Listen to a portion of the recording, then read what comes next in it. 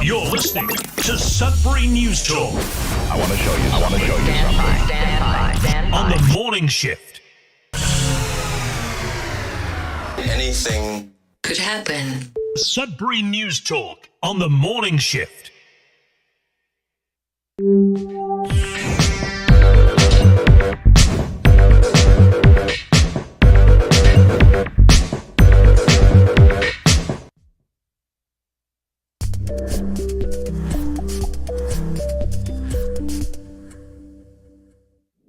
All right, good morning, everyone. Welcome to Sudbury News Talk on the morning shift. I'm AJ Walsh.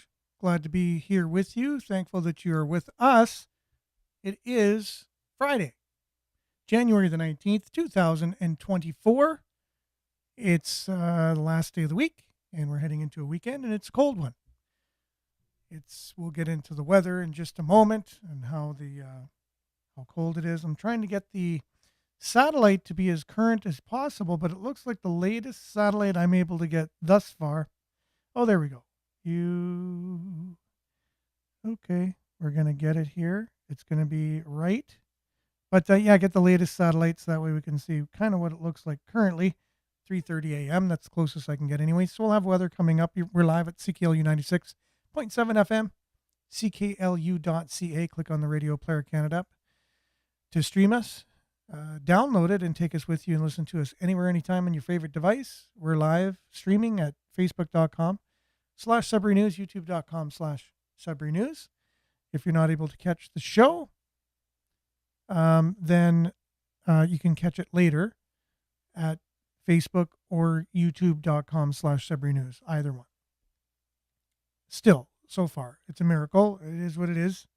We're grateful that we're on these platforms and thankful that we can be on multiple platforms at once. I have a huge message here from Trevor. So here it will be in the comments section. Trevor, thank you very much for that. We'll get to some morning shout-outs very momentarily. We'll dive right in, though, get to the weather, a little bit of sports, news headlines, local, and then we'll talk about how outside forces could influence our cities. And, usually Fridays we'll have that, a theme of climate change, and it's the coldest day of the year today. That would probably be good to talk about. However, we'll also incorporate, how outside forces influence the city in terms of, and using the theory, the modern theory, if you will, that many of the mainstream scientists adhere to with regards to climate change. So that's that. And I just want to get up the latest so I can see how many people are joining us. But while I do that, let's just dive into some weather, and we'll be back right after this. So stay tuned. It's going to be a great show.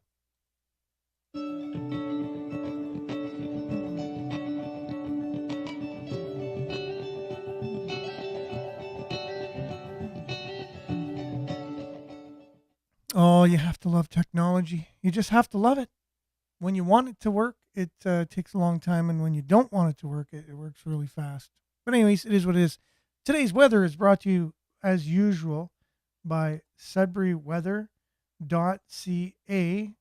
So that lands on our sudbury.news website. I remember yesterday talking to someone explaining that our website is sudbury.news, and they said sudbury.news.com because it's not a regular thing to hear .news as an extension of our web address. It's usually a .ca, .org, .com, right?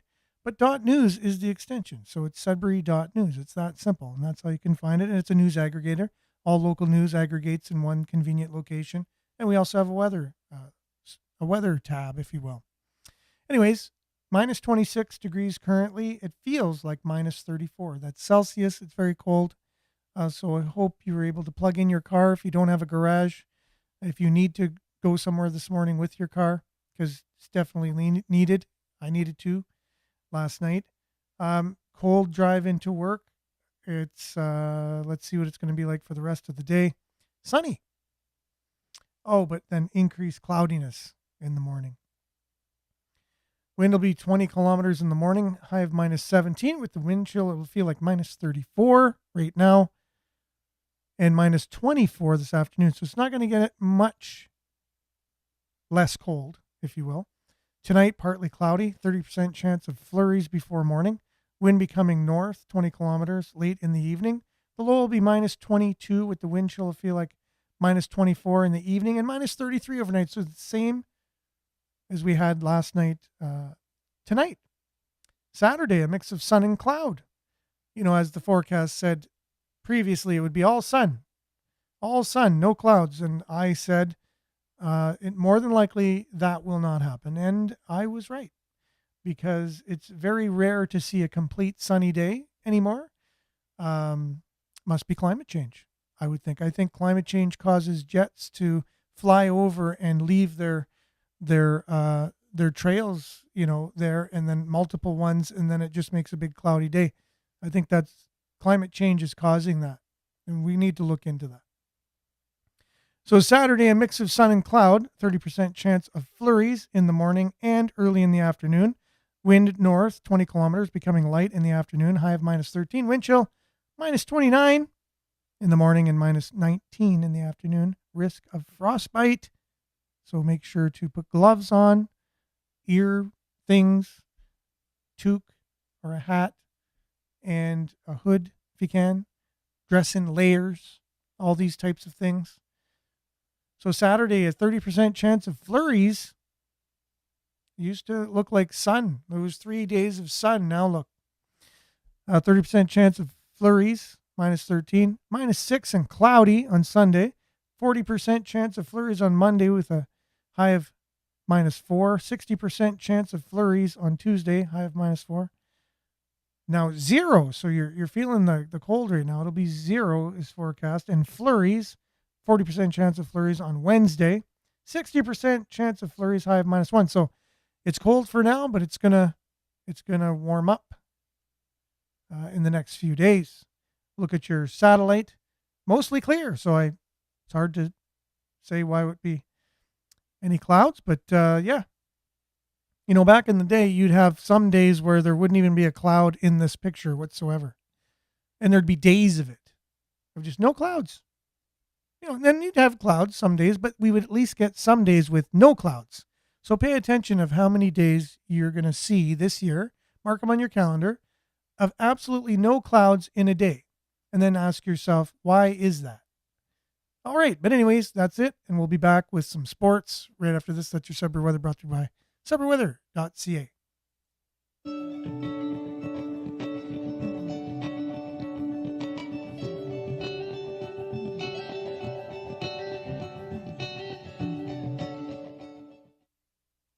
Okay, and we're back with Sudbury Sports, and Sudbury Sports is brought to you by sudburysports.ca. The Sudbury 5, again, they're doing their marathon basketball day on Saturday. So Laurentian University's men's and women's teams will be playing in the afternoon. One starting at 1 p.m. The women's team will be taking on the University of Western Ontario.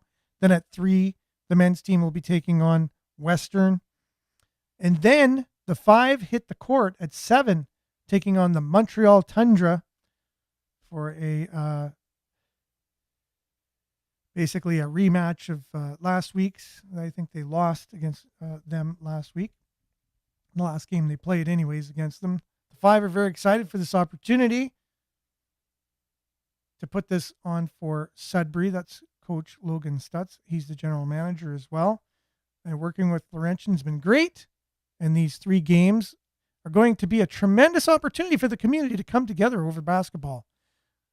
Just excited to continue the partnership and see it grow. So anyways, that's a whole day of basketball. So if you have children who are into basketball or you want to get them into basketball, you might just plan a day of basketball at the Sudbury Arena. So let's see about tickets here. The tickets are now on sale in person or at the Sudbury Arena box office. So in person at the Sudbury Arena box office or online at greatersudbury.ca/tickets. For more information, visit the5.ca. Now, the Wolves were in action last night in Barrie, and they came away with a 7-3 victory interesting here. Quentin Musty got almost a point from every goal, including a couple goals. Doing very well this season. The last 6 games the Wolves have played, they got 7 goals. It was just an interesting stat here. So the last 6 games the Wolves played.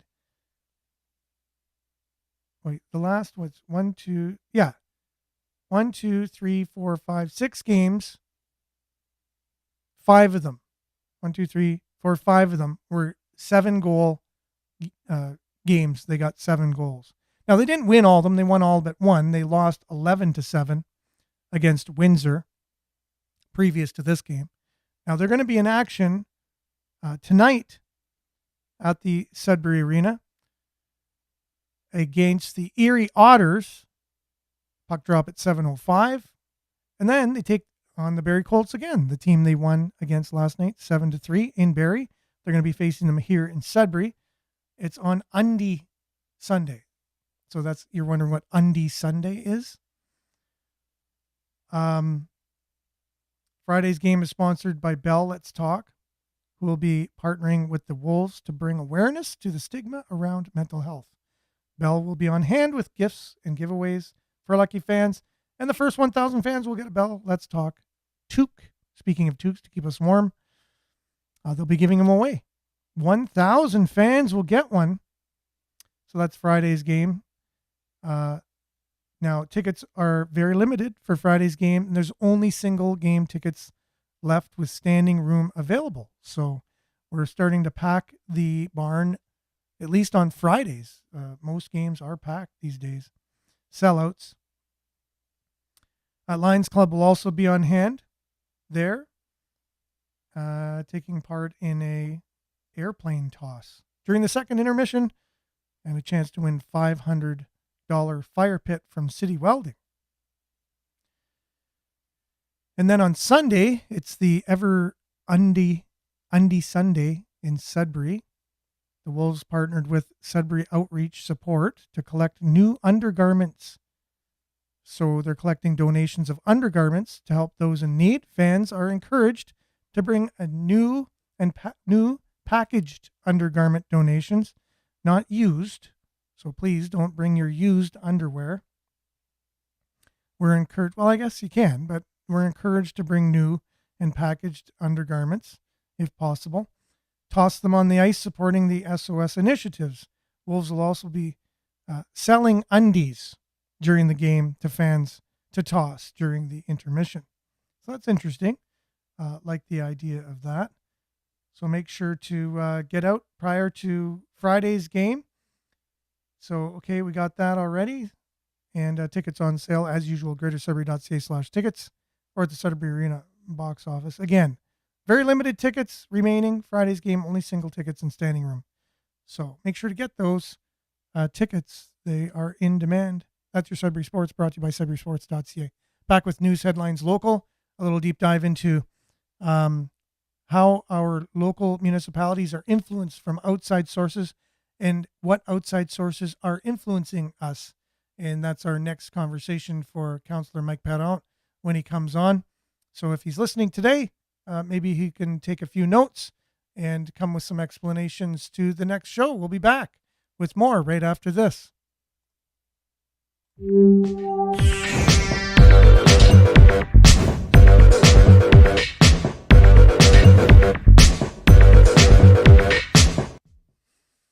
Okay, now who do we have joining us? That's the thing. We want to see who we got here, and lots of people are on already.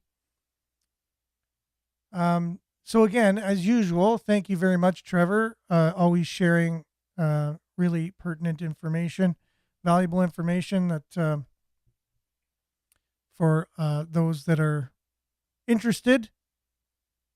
I really appreciate that. It almost looks like a poem from here, but I'm not able to read the whole thing. So anyways, everyone who's on can read that on Facebook, that is. So good morning, Trevor. Appreciate it. And good morning, Monique. Good morning, Sudbury. Much appreciated.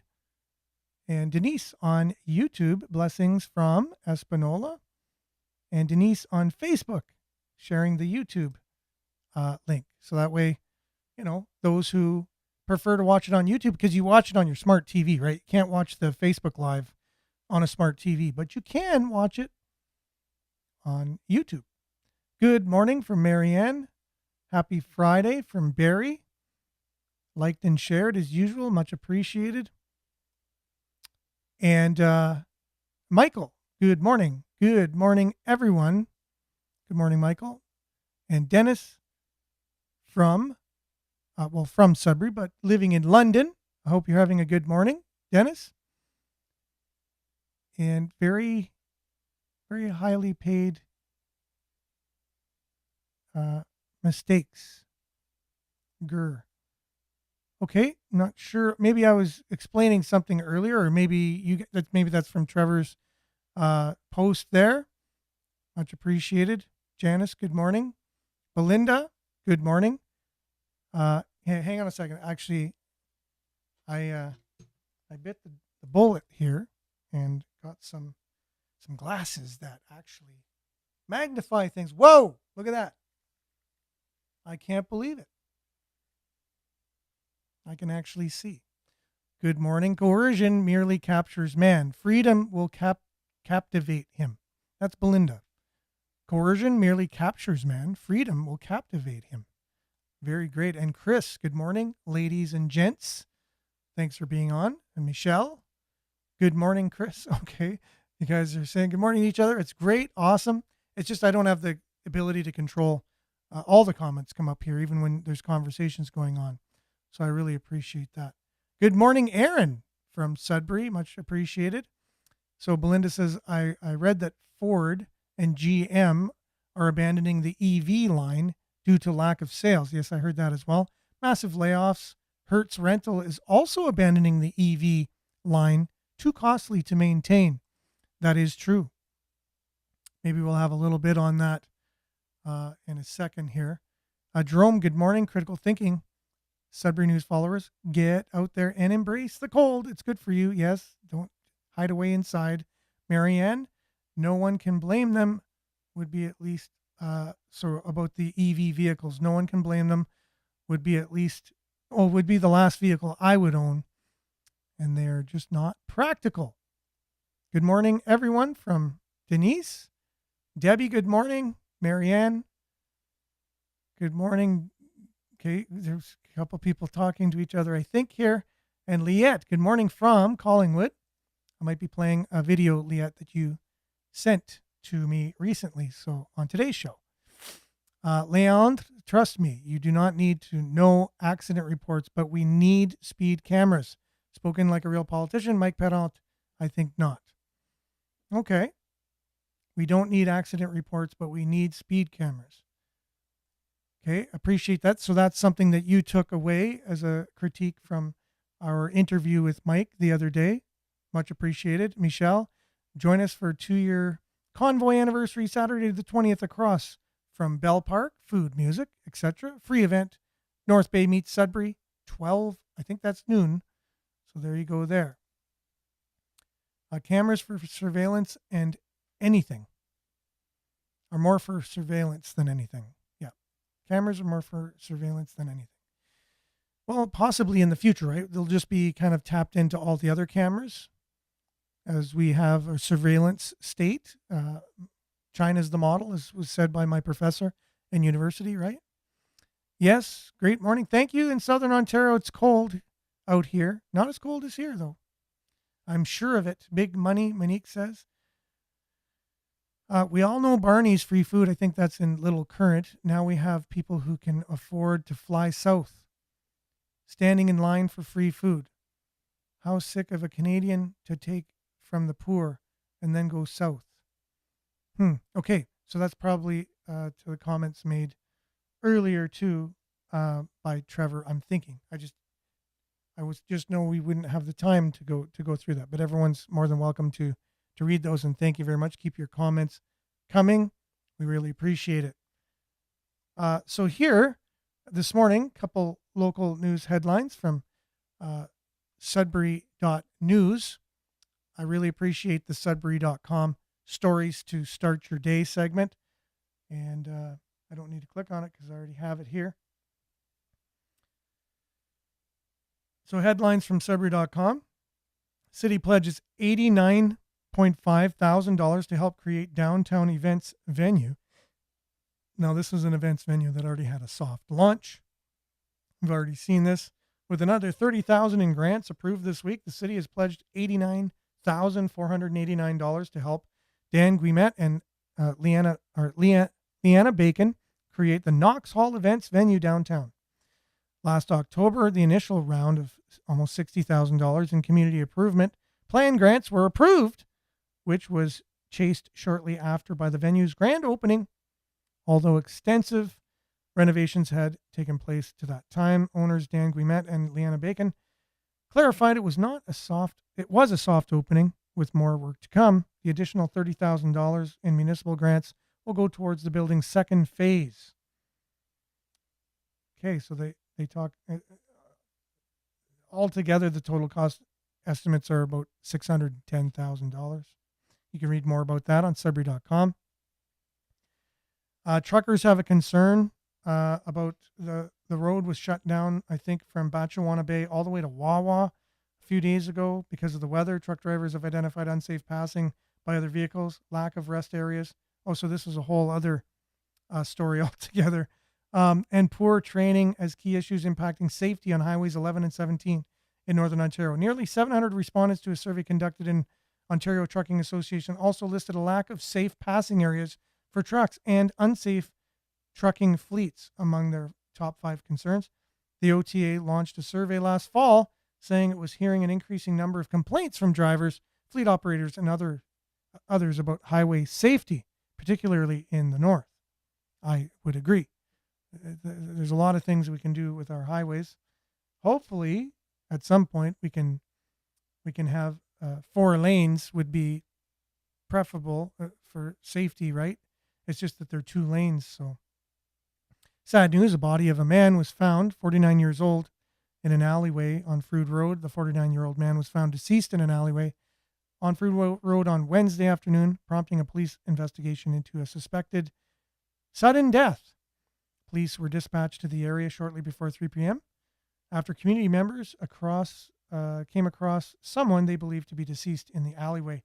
Local news outlet first reported on the incident on Wednesday evening. Police issued their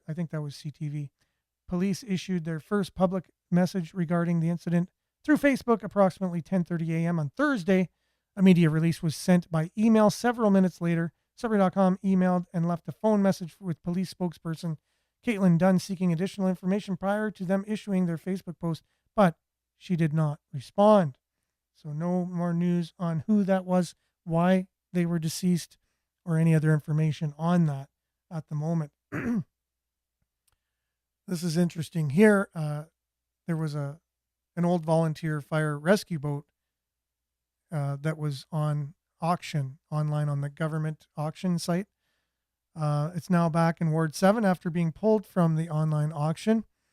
The 2005 Connor Stanley Pulsecraft 22-foot aluminum fire rescue boat had been listed by the city at govdeals.ca until Ward Councillor of Ward 7, Natalie Labby, connected with the city staff to get it taken down. Area residents reached out to her on Tuesday afternoon after stumbling upon the auction item. She reached out to city staff, who agreed to pull it off the online auction, by which time it had received 32 bids and hit more than $22,000. It has since been put back into storage for potential future use. This was Labby's comment to Sudbury.com. There's merit there in having further conversations about an alternative use for that boat because it's an expensive piece of equipment. We're open to having a conversation about what that boat's use might look like. Interesting. Yeah, I wonder what other uses it could have for the city, but smart on that. Instead of just going ahead and making decisions like that, just maybe it's good to actually know why we're doing it and needs further conversation. A bid for Lido Hotel sign hits $625 so far in an online auction. You can own the Lido Hotel sign but it's going to cost you at least $650. As of Wednesday afternoon, it was the latest minimum bid on the item. It received 32 bids, and it was $625 at gov.deals, that same website. Maybe that's how they came across the boat. They were looking at the Lido sign. Anyways, so it ends today at 11. So if you want to own that sign, I don't think it'll fit in your rec room, though. I'm pretty sure of that. You can go there before 11 a.m. today and place your bid. And if you put it outside your house, you might have people just coming in wondering if you're open for business too. Now, Loblaw, discount reduction, not evidence of grocery collusion, competition expert says. You used to be able to go into independent grocers, mainly around this area. The Loblaw stores are independent grocers. I think Metro is also one. So they would mark down their items by 50% if they had to sell them quickly, like let's say they're a day old or whatever. They would mark them down 50%. And a lot of people, that was including myself, for lunch from work. It saves me a lot of money, and whatever. So now they made a decision. They're not going to do that anymore. They're only going to mark them down 30%. So it used to be 50%. The most you're going to get of a deal is 30% now. They made that decision across the board. They must have heard me saying how excited I was that, when I would go there and I would get some really good deals. Maybe I should have just kept it to myself, but now it's only 30%. Grand Rising, Monique, thanks for joining us. Much appreciated.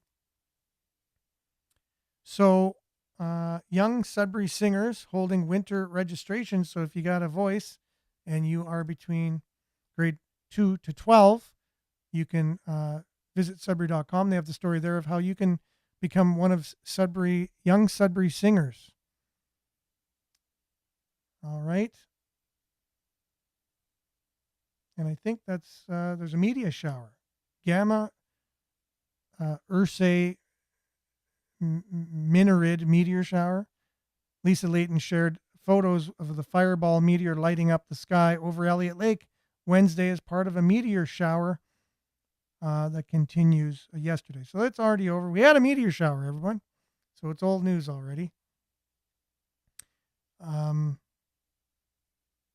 that's good for now. I guess let's just do a little bit of a deep dive concerning the EV situation. Let's see here. Someone was talking about EVs and whether they work good or not in our cold temperatures is a real concern. Now, people that listen to the CBC tell me, they say, oh no, they're great. There's nothing wrong with EVs. They work fine. It's just a conspiracy theory that they don't work good in the winter. And there's a reason why people that listen to the CBC will have that response. Here's an example. Shame on CBC for promoting this perspective instead of presenting a balanced story. Two electric car enthusiasts chatted with host Leisha Grabrinsky on CBC's Blue Sky this week. One of the people says, my Tesla heats up faster than any gas car I've ever had. It's more reliable, said Tyler Krause, who sits on the board for Saskatchewan Electric Vehicle Association and founded the Tesla Owners Club in Saskatchewan. Well, that's a real unbiased perspective. Matthew Pointer, who also drives a Tesla Model 3, said he finds his electric vehicle to be much better driving experience in the winter than a gas car. I believe that an electric is the best vehicle in these temperatures. So these people believe it, right? So it must be true. So they talked to three people, and but the article says here, CBC published an article over the weekend claiming that electric cars are the best vehicle in frigid temperatures. The only sources they cited were two people described as electric car enthusiasts. Remember, we talked about the CBC's practices of reporting in earlier shows and how it's basically, if you look at it as fact finding or fact gathering, it's more along the lines of the definition of propaganda. And what kind of sources is real journalism showing if they're just getting a couple people who drive them? One of them is the head of the Saskatchewan Electric Vehicle Association. Like he's going to say, well, you know what? I actually think gas-powered vehicles are better. Yeah. Like that's just not going to happen, right? So this is CBC reporting.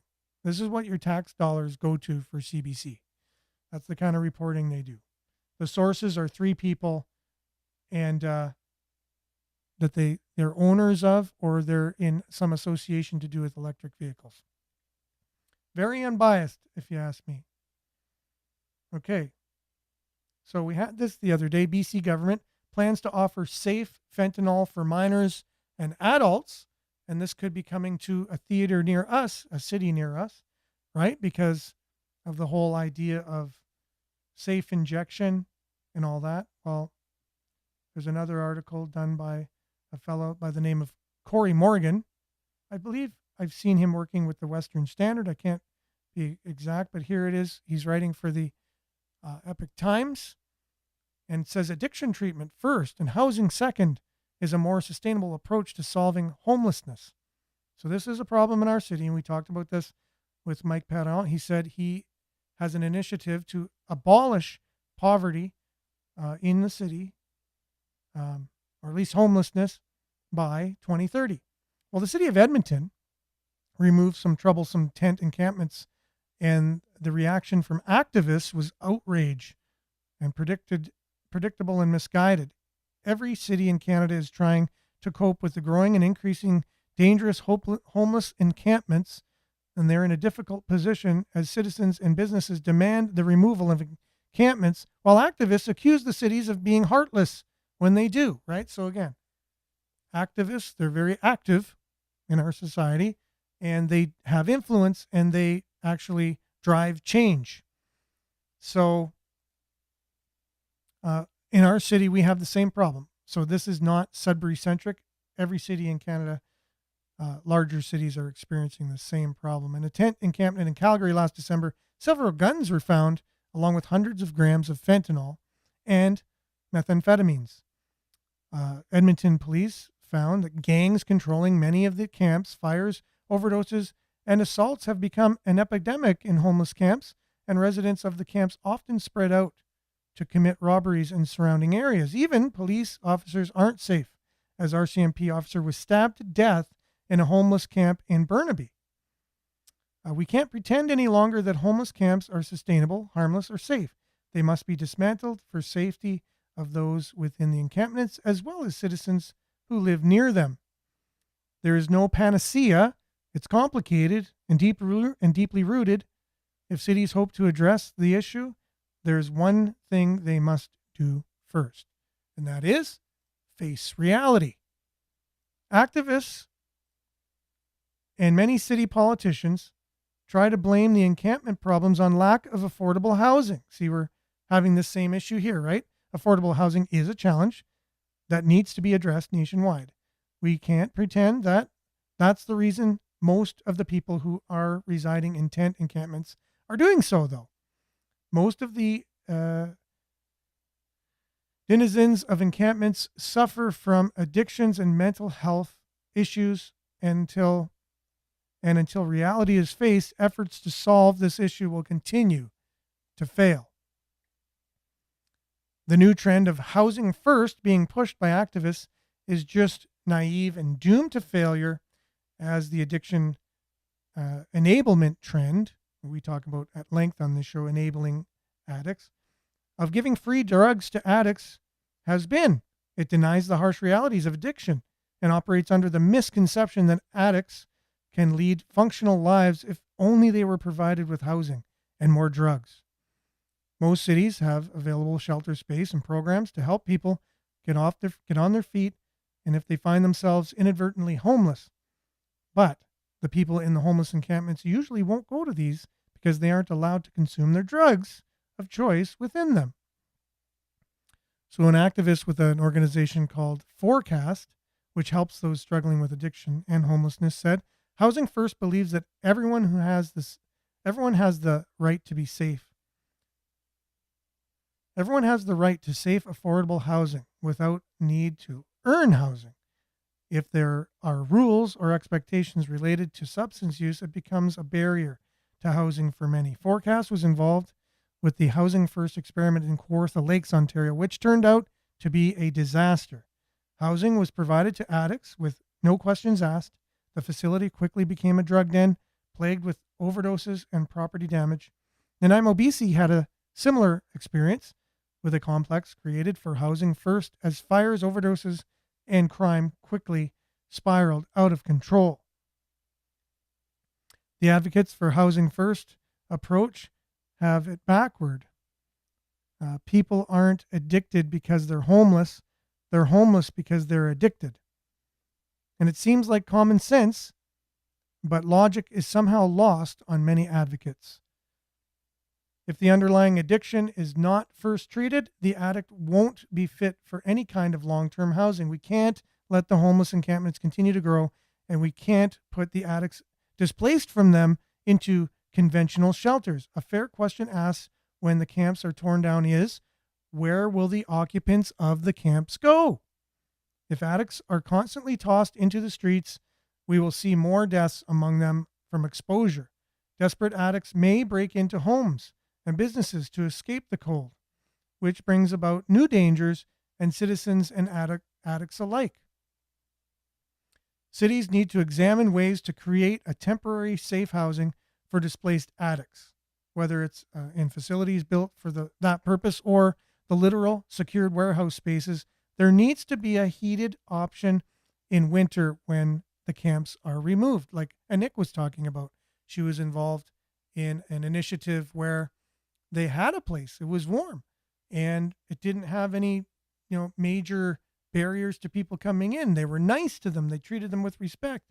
They actually helped them they asked them, do you want to get off drugs? Do you want help? And there were people there that would just sit and listen to them. Just volunteers that would just come and hear them out. And with that, there was some encouragement of, you know what, you can do this. You can get off these things and you can have a better life.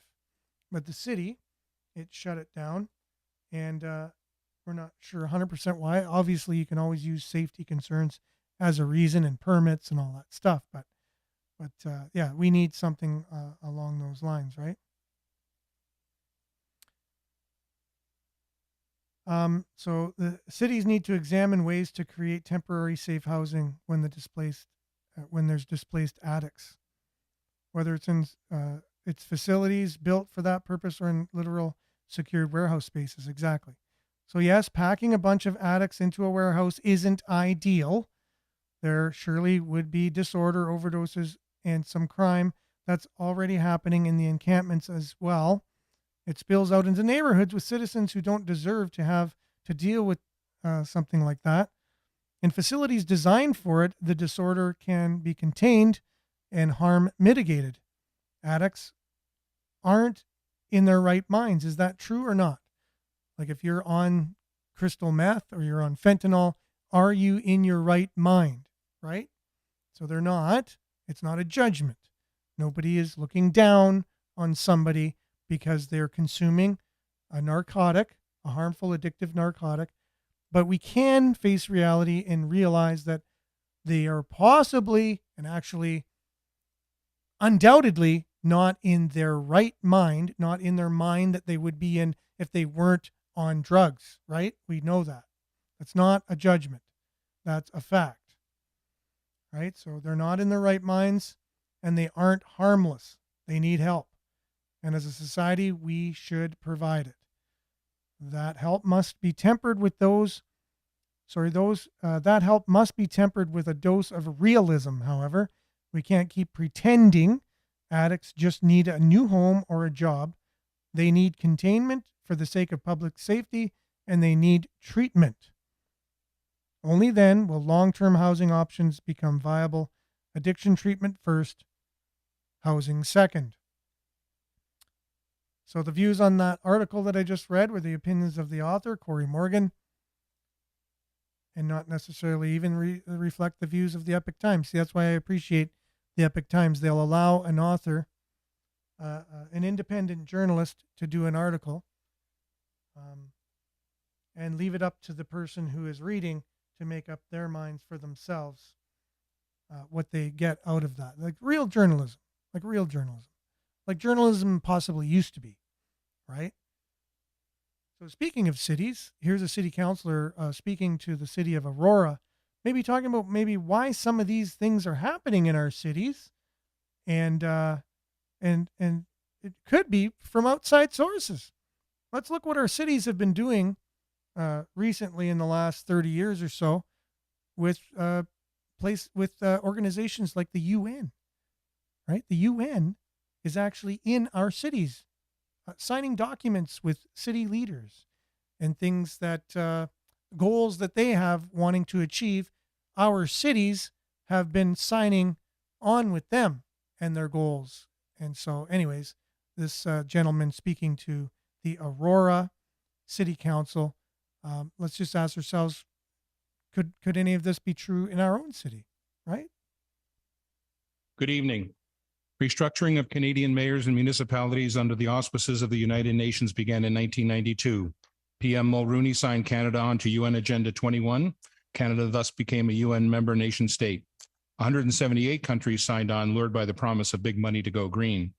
By 2000, countries, including Canada, were being governed by directions of the UN, G7, G20, World Economic Forum, and World Health Organization, to name some. Every organization named is a foreign-based NGO, non-governmental organization, and every member of all these organizations is unelected. Parliamentary procedures for law changes weren't followed. In 1994, a municipal primer was issued to all local towns outlining how they were to restructure their governments. Though the municipal primer was a non-binding agreement, all towns adopted it.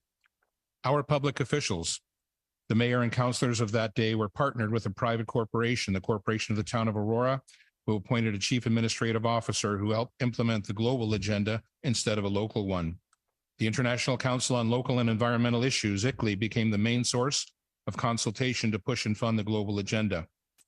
We remind you that the World Economic Forum and the United Nations signed a strategic partnership framework in 2019 to jointly accelerate the implementation of the 2030 Agenda for Sustainable Development. This is the same World Economic Forum whose chairman, Klaus Schwab, famously declared, "You will own nothing and be happy." This is the same Klaus Schwab who, referring to Canadian Prime Minister Justin Trudeau, boasted, "We have penetrated more than half of his cabinet." We would ask Mayor Maracas and the councillors, why should the citizens of Aurora bow down to the intrusive dictates of an unelected foreign entity? The fact is we should not, and we will not.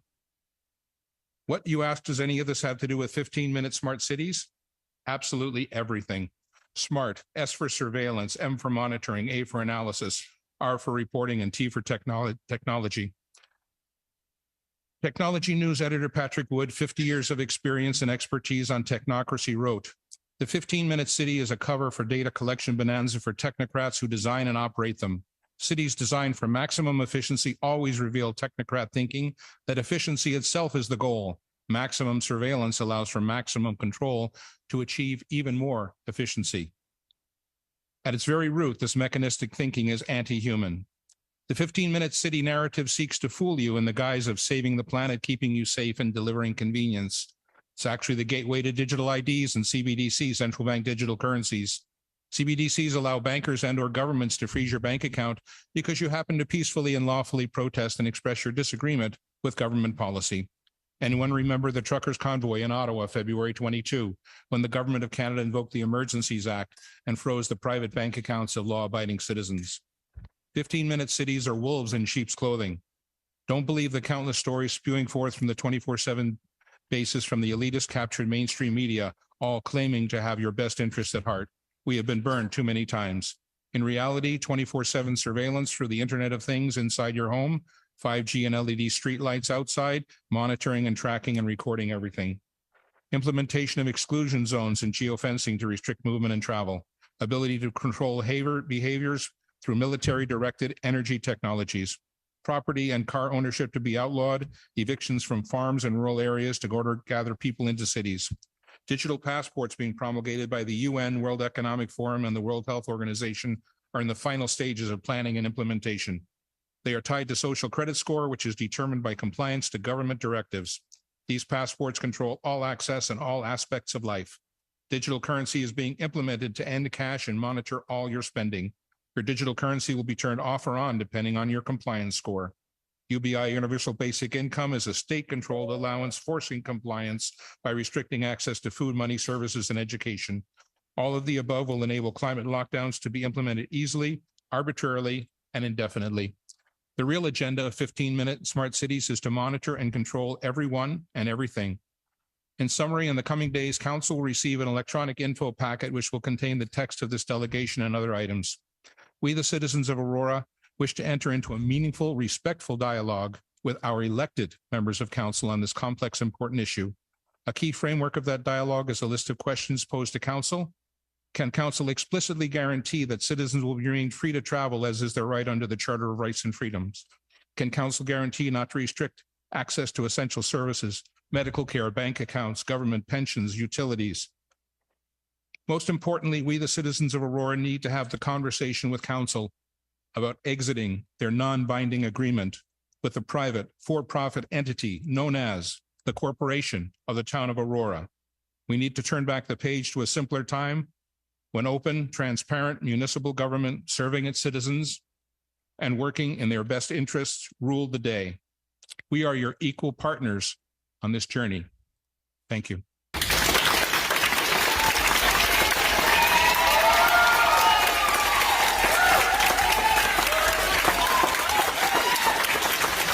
So I think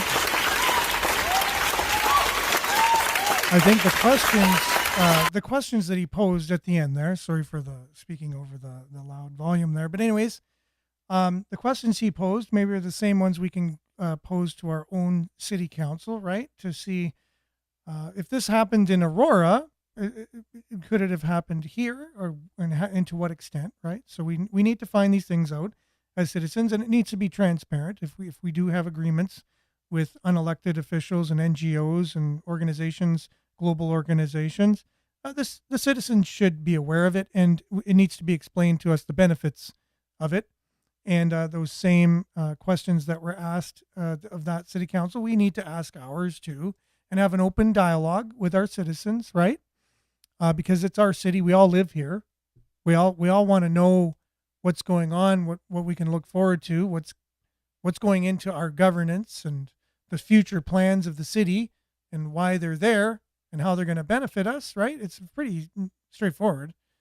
There's nothing other than that. And so when I hear a lot of these things, like we declared a climate crisis, or we declare this and we declare that, and we have all these things, we're in lockstep with thousands and thousands of other cities across the world, I ask myself, wow, it's interesting how we already have all the wording. We know exactly, what to do, what to call it. We're declaring all these emergencies, along with other cities too, at the same time. Like, how do we keep connected with all these cities? Do we have like all the mayors of every city is on this, on the internet, on some kind of messaging system, and they all just say, okay, we're doing this. Okay, we'll do it too, or whatever. If that's not the case, then is there someone from the top kind of sending down orders of what to do, right? Either way, these are questions. I'm not saying that's the way it is. I'm saying I don't know if it is. I'm saying I'd like to know. I'd like to know what goes into issuing an emergency in the city when every other city is doing the exact same thing. Is that coming from the cities themselves, or are they getting something from higher sources, right? And if so, who are they? And why do we listen to them, and all that stuff? And I know that countries are about to sign on with the WHO, which is the World Health Organization, which would give them overarching sweeping powers in the midst of the next pandemic, which Bill Gates promised us. And how does Bill Gates know this? But he knows there's going to be another pandemic somehow. He said it during the last pandemic. He knows there's going to be another one. And I'd like to know, like, where does he get that crystal ball from? Like this pandemic crystal ball. And will he be at the forefront making the solutions again for that, and making millions and billions and trillions of dollars off of it? Right? And so these are the questions we ask. They're just simple questions, and we'd like to know. But anyways, really eloquently put by this gentleman to the Aurora City Council. And that's our show for today. So on that note, I hope everyone has a great, great weekend. Stay warm. It's going to be cold again tonight and into tomorrow. So I really appreciate you guys being on. Thanks for listening. Thanks for watching. Thanks for being here. All those on the radio will stay tuned now for Earshot Daily, and you'll be able to catch the Wolves live tonight in Sudbury, the 5 tomorrow in Sudbury, and the Wolves again in Sudbury on Sunday. So there's going to be 3 days of really cool sports to get together, have a great time, support your local sports, the 5 and the Wolves, and Laurentian University's men and women's basketball teams tomorrow. So get out there, have a great time, enjoy it while you can, and we really appreciate you. Stay tuned now for your Shot Daily on CKLU 96.7. Have a great weekend, everyone. Ciao.